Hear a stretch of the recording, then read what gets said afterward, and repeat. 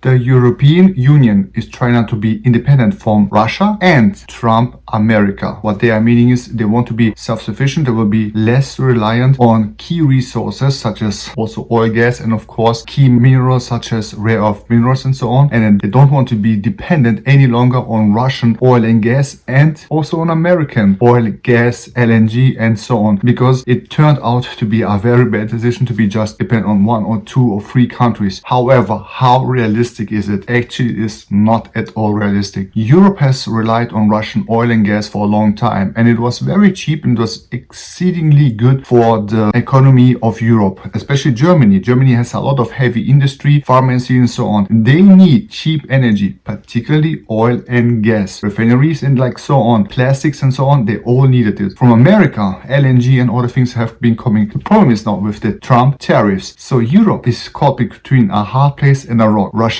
and Trump America. So what to do now? Well, the European Union has been talking about getting independent from those and producing some of those things inside of Europe. For example, rare earth minerals, we are trying to get them in Portugal and in Sweden done. The problem is it's not working out very well. One of the reasons is that the European Union and the politicians have been against the whole mining sector, the whole mining industry, and procuring resources within Europe. So now suddenly they have to change the agenda, change the politics, and people are like confusing. Wait a minute, didn't you just tell us we shouldn't do this? We should buy it from Russia, buy it from America or our best friend, or buy it from China, buy it from Africa, from poor countries where Europe also had really their mines and so on, and were extracting very cheaply those resources and not very nicely. They weren't really paying nicely to all those countries. This is a different story, but this happened, and some of people said like, yeah, we should stop with this. The problem is now Europe is now so dependent on a few key players such as also Australia and maybe a little bit of Canada. So the independency of Europe is not there. And one of the hugest problems, if you didn't know, Europe has very little in terms of resources. Technology-wise, Europe has a lot, but resources, very little. Especially if you take Europe and then Russian Europe away, the European Union has so